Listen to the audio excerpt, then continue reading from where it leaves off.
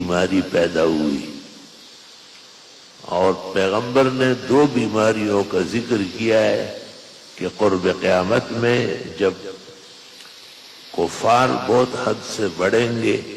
اور مسلمانوں کو ہر جگہ دبوچیں گے اور ان پر قیامت برپا کریں گے،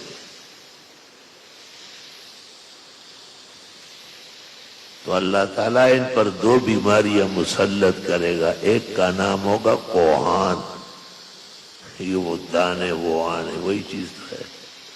اور دوسری کا نام ہوگا محتان۔ کوہان کی تو وجہ معلوم ہوگی کہ نزلہ زکام ہے اور ناک سے پانی آ رہا ہے، اور محتان کی کوئی وجہ نہیں ہوگی، آدمی صحیح سلامت چل رہا ہوگا اچانک گر جائے گا، جب اٹھاؤ گے تو مر چکا ہوگا، وہ اٹھانے والا بھی آگے دو قدم آگے گر جائے گا۔ نہایت البدایہ میں ابن کثیر نے ان بیماریوں کا ذکر کیا ہے، اور مولانا شاہ رفیع الدین محدث دہلوی نے علامات قیامت میں بھی مختصر تذکرہ کیا ہے، اور ماوردی نے ظہور مہدی کے اندر بھی بتایا ہے کہ اس وقت کے حالات کیا ہوں گے۔ تو ملکوں میں زیادتی اور ظلم تو بہت ہے، لیکن خاص کر جب یہ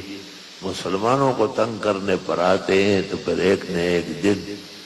قہر الہی جوش میں آ جاتا ہے۔